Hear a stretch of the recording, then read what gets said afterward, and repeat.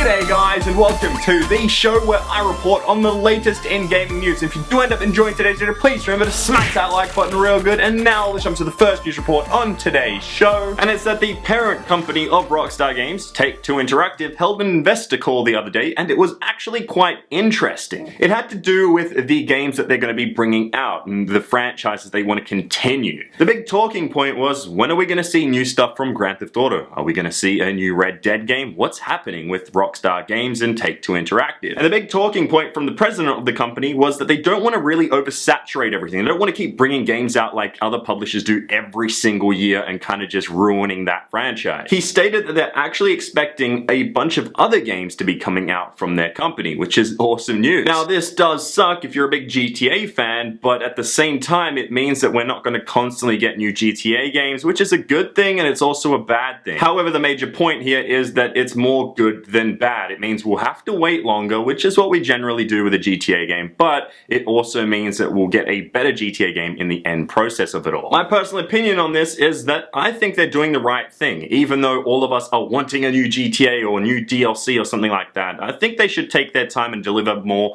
content that is better rather than more content overall. Let me know what you guys think in the comments down below, but anyway, to our next gaming news report on today's show, and it's that you've probably noticed that there was an update for The Division, and yes, it is a patch for the game. If you're wondering what the changes were in this patch, you can see on screen that there are a couple of different things. The first being disabled trained talent, as it could give an unfair advantage in end game content and in the dark zone. On top of that, you also get general balancing of experience gain and drop rates for the item currency. This isn't the biggest patch out there, but I guess the development team thought this was a major thing that they needed to address, especially since some people were complaining about stuff. I'm guessing that they're going to constantly be updating this game and keep it fresh and keep it rewarding in a way for all of us to enjoy. Anyway, to the next gaming news report on today's show, and it's that it's actually a report on one of my videos. If you didn't see it, it came out yesterday / earlier today, depending on where you live. It's a gaming setup video and room tour. It's like 10 minutes long. Hopefully you guys do check it out. Personally, I put a lot of work in the video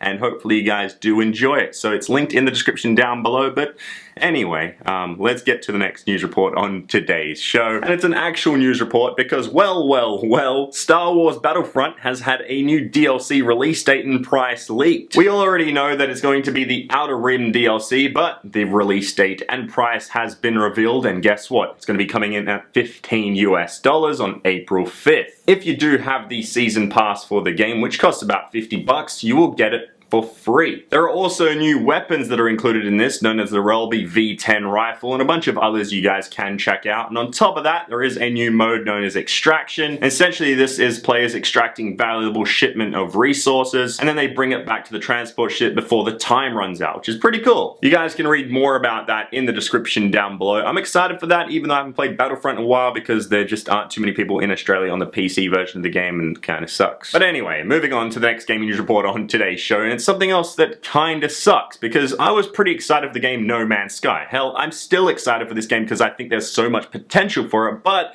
the thing about it is, it's gonna cost you $60 US to buy this indie game. Yes, it is an indie game, even though it's so massive and it's just trying to do something so big and something so fresh and new, but yes, it is an indie game costing you $60 US.